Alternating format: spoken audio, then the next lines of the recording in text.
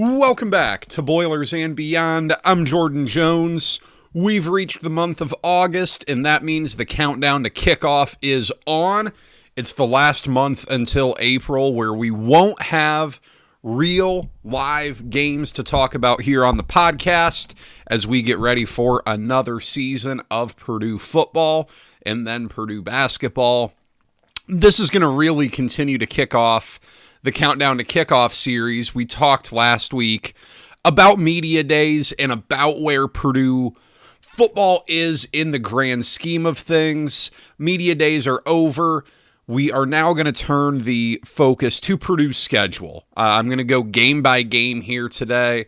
A little bit about each Purdue opponent. We're not going to do a whole deep dive into every single opponent here, but we'll talk about all 12 of Purdue's opponents, look at some big picture scheduling, thoughts, the good, the bad, and what's realistic for Purdue here today. If you don't, be sure to follow the show on Twitter at BoilersBeyond. There is a lot to talk about right now. Athletic director hire, Purdue getting ready for football season, the changes in college sports from Congress, all of that. Come join the conversation on Twitter. Be sure to subscribe wherever you get your podcasts, including YouTube. Subscribe, like, review, do all of that. I appreciate you all, and you can always send in questions. Do that on Twitter at BoilersBeyond or email the show, boilersandbeyondpod@gmail.com. I did want to acknowledge here on the front end today the news that Purdue is targeting Rice athletic director Tommy McClelland for the athletic director job. Once the Pete Thamel reports come out, you know it is essentially a done deal. As you're probably all well aware, this is what happens when the negotiations get to the point where agents will leak this to the handful of national reporters who report these things. It's why you see the same reporters release this news officially every time.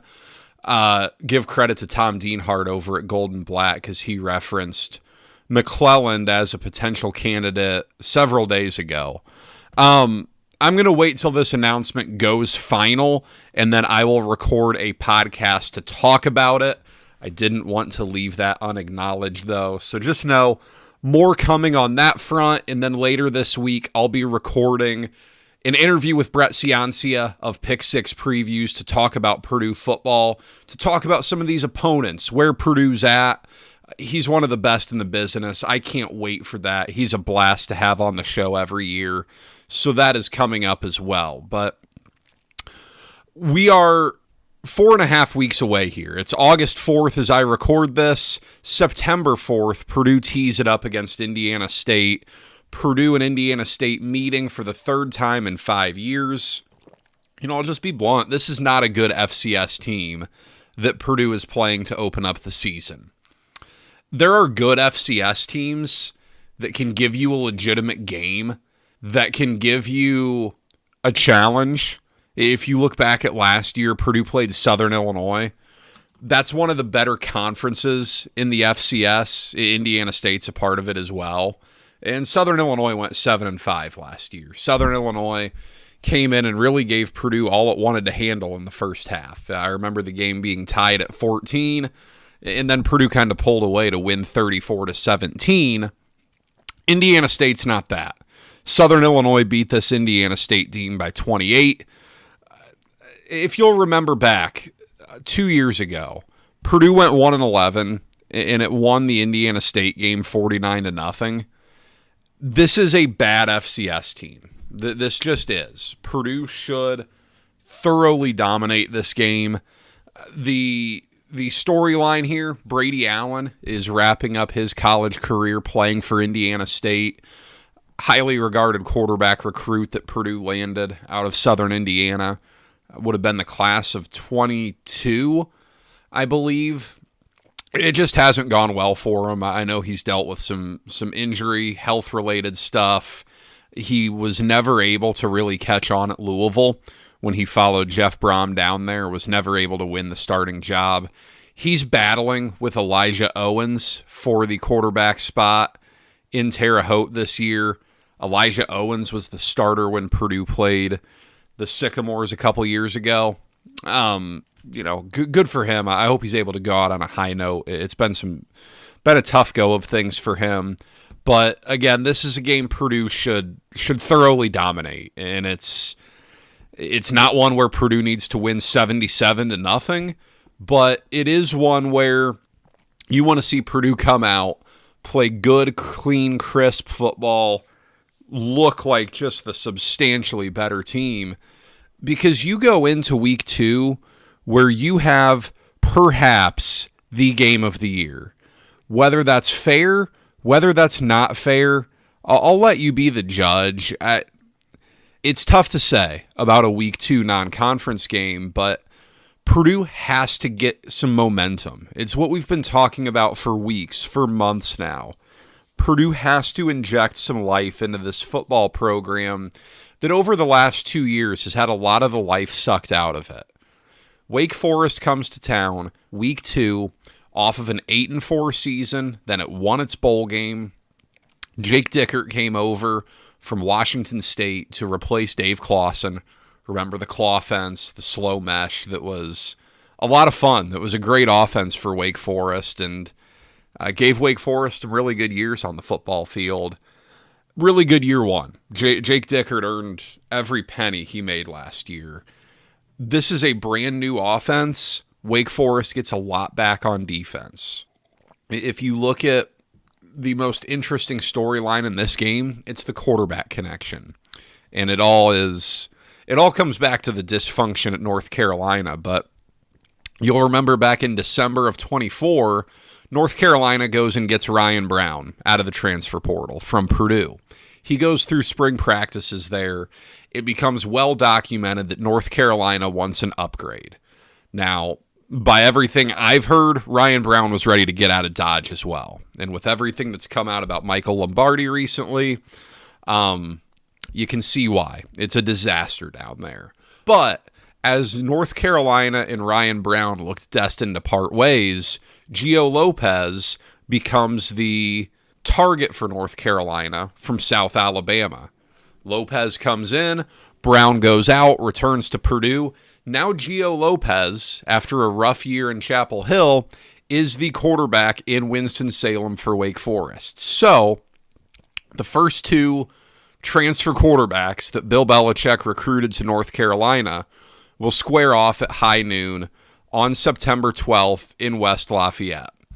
Of course, I know there were folks hoping this would be a night game. It sounds like Purdue really hoped this would be a night game. TV said no, it's going to be at noon. It doesn't matter. The time doesn't matter. You could play this in the sun. You can play this in the pouring rain. You can play it in front of a sold-out crowd. You can play it in front of 20,000 people. Purdue has to have this game. Purdue has to win one of its 2 games here, Wake Forest or UCLA. But I think the other thing as well, you look at Big Ten Media Days last week, where the Big Ten is flexing its muscles as the premier conference in college football. And after 3 straight national titles by 3 different schools, it is completely fair for the Big Ten to say that. But the bottom of the Big Ten still leaves a lot to be desired. And Purdue is part of this. Purdue hasn't won a power conference game since 2023. It's been a long time. This is where you would like to see a Big Ten program, even if it's one that struggled, flex its might a little bit, flex its muscles against the smallest school in the Power Four, a small little private institution from Winston-Salem, North Carolina. This is where you'd like to see the giant research institution from West Lafayette show, hey, we got Big Ten money here. We're gonna show you what this looks like. We're gonna win this game. There's got to be buzz. There's got to be momentum, because Purdue's going to beat Indiana State, but it's going to come with plenty of skepticism. Well, you beat Indiana State, but now what? Wake Forest is a massive game. It is critical for Purdue. It is a great opportunity. It's kind of the double-edged sword of the way Purdue schedules, because and we'll get to this at the end, you're not facing a cupcake opponent. You get one. There are a lot of schools that schedule 3. Most schedule 2. Purdue schedules 1. You get 1. Week 2, it is a great opportunity to build momentum, get fans excited, but it is also one that, if you don't win, it is really deflating. It is really deflating. And then it gets tough here in week 3, where you go out to UCLA, Purdue's first trip to the Rose Bowl since January 1 of 2001. Purdue and UCLA squaring off at an 11 p.m. Eastern Time kickoff. The travel factor to these games is always interesting to me. I don't know how much it does or doesn't matter, but it absolutely matters. There is something to it. I know I get yelled at every basketball season when I reference this, and Purdue still hasn't played very well on the West Coast yet, so there's something to it, guys. There is. Look at what has happened to some of those West Coast teams coming east. Washington loses to a terrible Wisconsin team last year. USC gets handled a couple years ago by Minnesota and Maryland, 2 lousy teams. USC last year loses at Illinois, a team that USC was better than. There's something to this. Absolutely. It doesn't favor Purdue to go out there. UCLA folks are really high on this team. Working on my opponent previews for goldenblack.com, and man, UCLA folks are really, really high on this group. Bob Chesney comes in from James Madison. UCLA folks are hoping that it's a recreation of Curt Cignetti. I don't know if that's what's going to happen just because you take the James Madison coach. That feels like a bit of a reach, but we'll see. Nico Iamaleava returns at quarterback. He was fine last year. UCLA was kind of a mess. It didn't have a great team around him, but this is kind of his time. He, former 5-star recruit, left Tennessee in dramatic fashion. This is his 3rd season as a starting quarterback. Aside from him, brand new team out there. You don't really know what you're going to see in Westwood this year. A ton of JMU transfers, very new roster. This has always been a program, especially in modern times, that is much more of a potential program than a program that proves that it can produce at a high level. We'll see if Bob Chesney can unlock that. Both teams will come in with an idea of where they're at, because Purdue has Indiana State and then the Wake Forest game. UCLA opens up with a trip to Cal and then hosts San Diego State. So we'll know. We'll know where UCLA is here. If UCLA is 2-0, you're going to see a pretty good crowd out there, I think. I think you're going to see fans pretty excited. There's real optimism out there, more so than I would have thought for a program that's always had a bit of a questionable amount of support behind it. But more than anything, Purdue flies home in the wee hours of the morning on Sunday, September 20th. Purdue cannot be 1-2. If you're 2-1, you're in pretty good shape. You feel good about your start. If you're 3-0, you're ecstatic. Purdue hasn't been 3-0 since 2007. If you're 1-2, you're feeling like it's deja vu. You're feeling like this season is spiraling because Notre Dame comes to town. Here come the Irish into West Lafayette. It's a true national title contender this season. I know folks are very up in arms about Notre Dame skipping bowl season last year after it was left out of the playoff. Whether you think Notre Dame should have been in or not, this was very clearly one of the 12 best teams in the country last year. Notre Dame projects to be better this year. It gets a ton back from that team last year. It loses the 2 elite running backs, but it gets about everything else back. An incredible defense. CJ Carr projects as one of the nation's best quarterbacks. A ton in the trenches are back. That's an area where Notre Dame has been great for a decade or so now. Just a great team in the trenches. You're looking at this game, and everyone, I keep an eye on a lot of the handicappers to what they throw out as early projected lines. Brad Powers, Tyler Shoemaker, some guys like that, you're looking at a projection of a 28-point spread here. The question that comes back to this series is why bother? Why does this game get played? You look at it, Purdue is winless against Notre Dame since 2007. That's 10 straight losses for Purdue. And really, since 2007, Purdue was in the game in 2012 when it lost on a last-second field goal.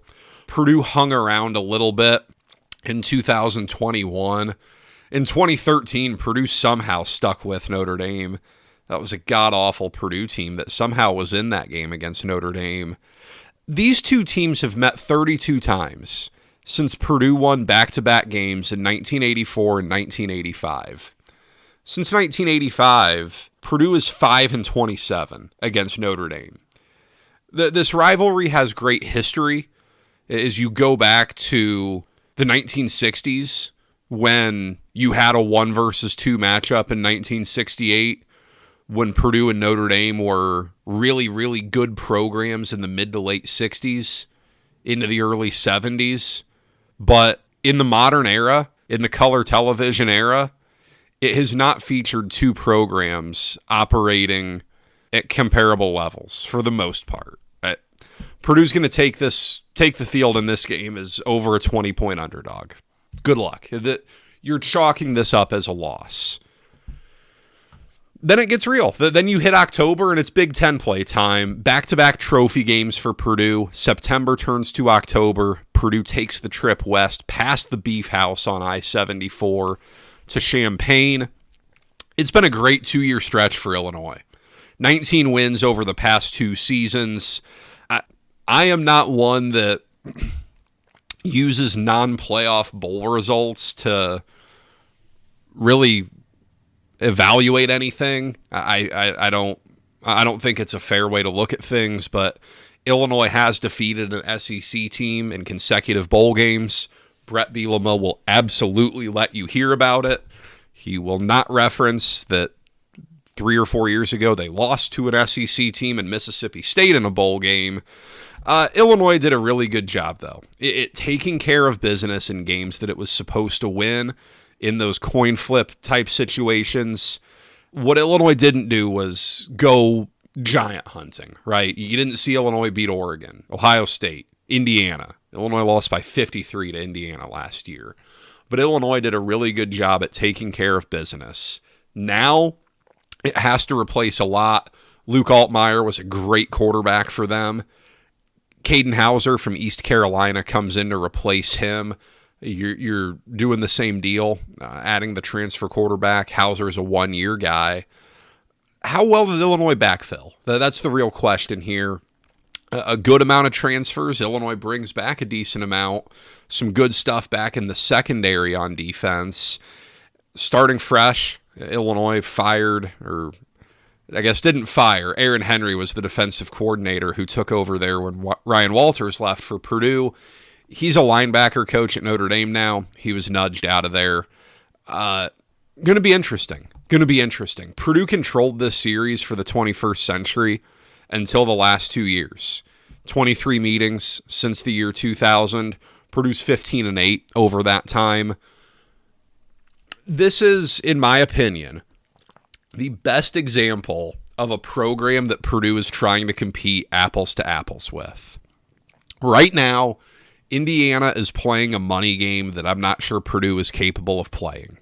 It just is. Indiana's using money, throwing money around in a way that I don't think Purdue is capable of, to where I don't think that's a fair comparison right now. This is a similar school. This is a similar program historically. This is going to be a nice barometer for Purdue. It's a really big opportunity. Again, you need to build momentum. It's early on in the season. If you can go into this 2-2, you're not feeling terrible about yourself. We'll see what Illinois does early on. Big opportunity for Purdue, though. It comes home to Minnesota. Purdue let a win slip away in Minneapolis last year. Now it gets a chance at revenge. Year 10 for PJ Fleck. Kind of crazy to say that at this point, but it's year 10 for PJ Fleck. He's done really well. He's done really, really well in Minneapolis. That program has been very consistent. It is not an easy job. He gets to bowl games almost every year. It's a 6-6 to 8-4 program. He's done great. He's done great. Lots of buzz around Drake Lindsey. He was a solid starter for Minnesota last year. I'd say unspectacular, but solid. The defense projects better than the offense. That's kind of the case at Minnesota all the time, it feels like. Purdue's going to be an underdog here. Purdue will be an underdog in every game after Indiana State, barring something massive changing where Purdue is way better than expectations and an opponent is way worse than expectations. So just know that. But again, Minnesota is a program that you compare yourself to. You are not in a resource-rich athletic department. You are not in a state that just oozes high school talent. You've got to be good on the margins. You've got to be creative with how to win. A really good measuring stick here, a program that's had some really good games with Purdue. Keep in mind, Purdue won back in 2023. Ryan Walters' team beat Minnesota. Big game. These are all big games, but you look at Illinois and Minnesota, again, can you split those? That would be a big win for Purdue if it could split those. Before we get back to the Boilermakers, I want to tell you about someone that I know and that I trust, and that is myself. If you've been putting off reviewing your insurance, now is a great time to get a quote from me, Jordan Jones with Indiana Farm Bureau Insurance. Whether it's your home, auto, life, or business coverage, I'll take the time to understand what you need and make sure you're properly protected. No pressure, no obligation, just a chance to see if you can get the right coverage at a competitive price. Give me a call, 317-846-5861. We'll get you a free quote and mention that you heard about it right here on the podcast so we can talk about some Boilermaker sports. Now, back to the podcast. If you like storylines, you get some here in the season's 7th game. Purdue versus Washington, Friday night under the lights. The second of Purdue's 2 Friday night games this year. Purdue got absolutely pounded at Washington last season. It was a bad scheduling spot. Purdue is at the end of a bunch of games in a row, going out west, but it was Purdue's most embarrassing effort of the year. It really was. Just a terrible showing as Purdue lost 49-13. Washington looks like it's going to have another solid team this year. Jed Fish has done a pretty good job. DeMond Williams returns at quarterback. A lot of drama there during transfer portal season, but he ultimately comes back. We all know the storyline here. Ryan Walters returns to Ross-Ade Stadium. There will be plenty of boos during warm-ups, maybe a chant or two from the Ross-Ade student section. Yeah, you know that's coming. But Washington struggled traveling east last year. It lost at Michigan in decisive fashion. A very poor Wisconsin team beat Washington up in Camp Randall Stadium. We'll see. It's something to keep an eye on. This is a situation where both teams have a bye after this, so both teams will be playing their 7th game in as many weeks. You'll see some tired bodies. Fatigue will be mounting. Big one there. Big one there. Purdue's got to compete a whole heck of a lot better than it did last year because that was embarrassing. Then Purdue gets its bye week before it goes to Penn State on Halloween. Perhaps the scariest place in the Big Ten to play on Halloween is Beaver Stadium, one of the toughest environments in the conference. Purdue last went up there in 2019. Horrible game for Purdue. Horrible game when Jack Plummer was not given much of a chance behind a bad offensive line. Purdue was steamrolled. Purdue last defeated Penn State in 2004. This has not been a good series for Purdue. Ton of turnover, right? It's a brand new era. The James Franklin experience ended last year. Penn State went all in, thinking that it could do better. This will be the moment of truth for Penn State as to whether it can or not. Matt Campbell comes in from Iowa State, brings half the Cyclone roster with him, and it will be the great test of how well a roster that looks a lot like Iowa State's can perform in the Big Ten. Penn State gets a fairly light schedule this year to help Matt Campbell out in year one. Again, I don't want to say that this comes at a good time. It comes off a bye. If you have guys that you're still looking to rest up, just don't play them this week, right? This is not a game Purdue is likely to win, but you can get that. Then you focus on November, where you have some opportunity. Maryland kicks off the November schedule, and this is where you start wondering what this team's going to look like when the calendar turns to November. Mike Loxley's on the hot seat. It's year 8 or year 9 for him in College Park. It's been mediocre at best, right? Maryland has not had a winning record in Big Ten play since it joined the conference. I think it went 4-4 in its first year. It hasn't done that since. Not very good. A very interesting situation. It's going to be an interesting case study as you compare Purdue and Maryland, because both struggled last year. Maryland went 1-8 in Big Ten play. Purdue went 0-9. Maryland brought back a ton. Maryland has the second most returning production in the Power Four, I think, in all of college football. Purdue does not. Purdue went heavy to the transfer portal again. Now, it's always the chicken or the egg. Do you want a bunch of returning production from a team that went 4-8 and wasn't very good? Malik Washington's an intriguing quarterback. He did some nice things as a true freshman last year. But again, what type of shape is Maryland in at this point? If things don't go well, are you even facing Mike Loxley? I don't know. Believe that's homecoming for Purdue. Opportunity abundant. You got a real chance there against a Maryland team that's not that good. You go up to Iowa, where you're probably going to play a fairly close game, but you got to be perfect. Iowa at home is tough to beat. Iowa gets a lot. It's a really interesting Iowa team because it replaces a lot on defense. It gets a ton back on offense, but it replaces its quarterback. It did not go out and get a transfer quarterback. 2 guys from within the program duking it out for the starting job this year, but it's Iowa. You know what it's going to be. They're going to be very conservative on offense. Iowa will run the ball well. It'll mix in some play action pass. It'll play good defense. And you've got to execute flawlessly to win, because Iowa will pounce on any mistakes you make. Tough game, tough spot to go up to Iowa late in the season. November weather always favors Iowa. We'll see. You then come home for Wisconsin. Everyone knows it. Purdue hasn't beaten Wisconsin since 2003. And just like Maryland, where will Wisconsin be at this point? Because Luke Fickell survived last year, but if this is not a much better year, all indications are that Luke Fickell will not survive this year. Wisconsin has given him more money to work with. They went out and got Colton Joseph, a highly regarded quarterback transfer from Old Dominion, but questions remain. Questions remain everywhere. Shamar Rigby, former Purdue wide receiver, he's there now after a year at Oklahoma State.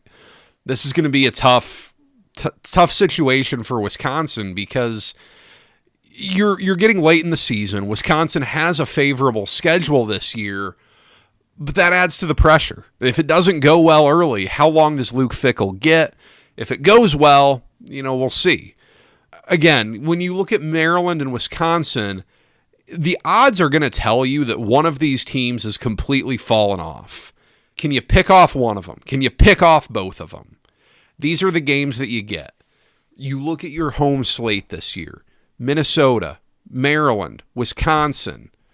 Washington is not as easy. That's a pretty tough one. But man, can you get 2 of those? That'd be great. Well, I don't love this Wisconsin team at all. I love Wisconsin's schedule outside of its game against Notre Dame in week 1, but we'll see if this is a game Purdue can get. This is not the Wisconsin of the past, though. It just isn't.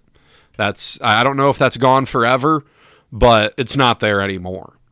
And then, of course, Purdue closes out with Indiana, the defending national champions. Complete reload out of the transfer portal. Indiana lost a lot from last year's team. It goes out and gets Josh Hoover, very highly regarded quarterback transfer from TCU. What's made Indiana the last 2 years is that Indiana doesn't make mistakes. And if Josh Hoover can cut down on the turnovers and be efficient in the same way that Curtis Rourke and Fernando Mendoza were efficient, then you're looking at another national title contender this year. Really good defense. Both those coordinators are back. That's a big deal. They go out and get Nick Marsh from Michigan State, big-time wide receiver transfer. Charlie Becker broke out last season. He's back. Again, Indiana's operating in a different stratosphere right now. It is the craziest thing to say, but it's reality. That this is a program that is not playing the same game that Purdue is right now. We'll see. We'll see where this is at. We'll see if Indiana's in that 11-0, 10-1 situation, or if it drops a few games. Because for as light as the front half of Indiana's schedule is, it does have some challenges on the back half. Ohio State, Michigan, Washington, USC. How well does it stack up against those teams? We'll see. Just some overall thoughts here. The good, Purdue doesn't play Ohio State, Oregon, USC, or Michigan. And when you look at the preseason media poll in the Big Ten, those are 4 of the top 5 teams. Purdue's had a murderer's row the last couple of years. Purdue's played Ohio State 3 years in a row, 4 of the last 5 years. You now don't have to do that. That helps. Purdue played Oregon 2 years ago, went to Michigan last year, went to Washington last year. USC came to town. Purdue gets a little bit lighter of a Big Ten schedule here. You get Maryland, you get Wisconsin, both of those in November. They're living dangerously. And in this era, in the transfer portal era, when things go bad, they tend to go really bad. They tend to flame out epically.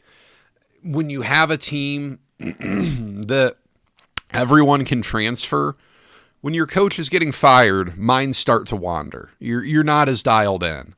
So, I don't know. There's no guarantee that it happens. Both programs feel that they're in a better spot than they were last year. But we'll see. That is a schedule advantage for Purdue as far as I'm concerned. You get Minnesota and Illinois early. Illinois has a lot new. I think you'd almost rather play Illinois early. And then Minnesota's breaking in a lot new on offense. Minnesota wasn't that good last year. I'm very excited to have Brett Ciancia on and ask him about Minnesota. If you've purchased his magazine, his write-up is fascinating. His numbers were really low on Minnesota last year. Even though I think Minnesota went 7-5, sometimes your record doesn't always say who you are. So Purdue gets some decent opportunities there. The bad is that you play a difficult non-conference schedule. And this is a broken record. I've said this every year for the last however many years, really since this podcast started in 2020, when Purdue was supposed to play just an absurd non-conference schedule of Boston College, Memphis, and Air Force. Goodness gracious, is it a good thing that didn't happen. But look, Indiana State's a layup 40-point win, thereabouts. Wake Forest is a formidable opponent. Notre Dame's in a different stratosphere. There is plenty of scheduling conjecture out there right now. I'm recording this less than 24 hours after it became public that Indiana canceled its series with Notre Dame. The truth is somewhere in the middle here. It is good for the sport when you play a power conference, non-conference game. And the Big Ten is the only of the 4 power conferences that does not require this. I am of the opinion that that is going to change at the absolute latest, 2030, when the Big Ten redoes its TV deal. Fox, CBS, NBC, they cannot be happy with the fact that 2 of the first 3 Big Noon kickoffs are Big Ten behemoths versus Group of 5 opponents. That is not good. That is not good for anybody. And as you look at the other prime slots, I mean, you're doing the Saturday night game, week 1 of Western Michigan versus Michigan. In week 3, your primetime night game, Michigan State Notre Dame, that's solid. I mean, USC Rutgers is the best you can put on CBS 3:30 week 3. Come on. Your NBC game on week 2 is Iowa State, Iowa. Iowa State's going to be awful. I don't know, man. These networks didn't pay this much money to air non-competitive games, and that's what you're getting a lot of in the Big Ten's non-conference here. Purdue is going to be forced at some point to play these games, but for now, you're doing yourself a disservice. It's really difficult to capture momentum. Purdue hasn't started 3-0 since 2007. Purdue hasn't run the table in non-conference play since 2007. That's just been 3 games for most of that time. The Big Ten went to the 9-game league schedule in 2015, 2016, somewhere in there. I mean, it's not been good. You haven't had much success. And if you look at it, the Notre Dame series is one thing. There's history there. I grew up hating Notre Dame. I grew up all in on that rivalry. I grew up less than an hour away from Notre Dame Stadium. I still have a 574 area code on my cell number to this day. I hated Notre Dame. I loved that rivalry. But once it went dormant for 5 or 6 years, all the luster's gone, to me at least. I don't know. The series isn't what it once was. You are essentially forking over a win, half a win, by playing the schedule you're playing. I don't know. It's difficult. It's difficult. There's no point in complaining about it every year like I do, but Purdue is not doing itself any favors. And then I think as well, you look at any preseason preview. At the bottom of the Big Ten, Purdue's there, joined by Rutgers, Northwestern, Michigan State, and Maryland. You only play one of those 4. You'd love to see Rutgers. You'd love to see Northwestern. You'd love to see Michigan State. You don't see any of them. And that's a bummer. I wanted to close here with a question from Twitter. A longtime listener, one of our longest time listeners, asked if Illinois is a must-win this season to get to 5 wins because of where it comes on the schedule, how much Illinois loses from last year's roster. Look, I'll say this much. Purdue's win total is 3.5 right now out in Vegas. I think it's slightly juiced to the under. That's not a good reflection of where Purdue is, right? It paints an ugly picture, but it's fair. It's fair. If Purdue is going to overachieve this year, it has to be 2-1 leaving the Rose Bowl. Whichever win you get, great. I think it's a lot easier to win at home at noon than on the road after midnight. But you got to be 2-1, and then you have to steal some wins in Big Ten play. Illinois is one of them. I look at Illinois, I look at Minnesota, I look at Maryland, and I look at Wisconsin. And if you're thinking that you're 2-1, you have to win 3 of those. That is a big ask, but it's not impossible. I think it's going to be a good reflection point. It's just like we talked about last week. Where is Purdue at? How much did saving money from last year's team to invest into this year's team pay off? How much better are you? Was Ryan Brown the right bet? What about Kevin Kane at defensive coordinator? We're going to get into all of these deeper as we preview both sides of the ball on the Countdown to Kickoff series. But yeah, if Purdue's going to go 5-7, and that would be a smashing success this year. If Purdue goes 5-7, Barry Odom deserves a heck of a Christmas gift from the new athletic director, because that would be massive momentum, massive progress. But yes, if Purdue's going to go 5-7, I think winning at Illinois is almost a must, unless you're seeing something where you pull off a big upset, Washington, Penn State, Iowa, Indiana, or maybe one or two of those teams just completely falls apart, which is totally possible. We'll see. But I appreciate you all for listening. It's going to be fascinating. I'll make a record prediction on the week of the first game. We'll get through fall camp. It starts this week, as I tweeted out. Fall camp starts this week. More than anything, you got to stay healthy. That is priority A, B, C, D. Got to stay healthy. Depth is at a premium in this transfer portal era. You can't afford for guys to be hurt. Keep an eye on that. We'll be back to talk about the athletic director hire once it's made official. Brett Ciancia is going to join as we continue the Countdown to Kickoff series. Be sure to subscribe. YouTube, Apple Podcasts, Spotify, anywhere else. Subscribe, like, give us a positive review. I appreciate you all. Send in questions on Twitter, @BoilersBeyond, BoilersAndBeyondPod@gmail.com. Until next time, take care, guys.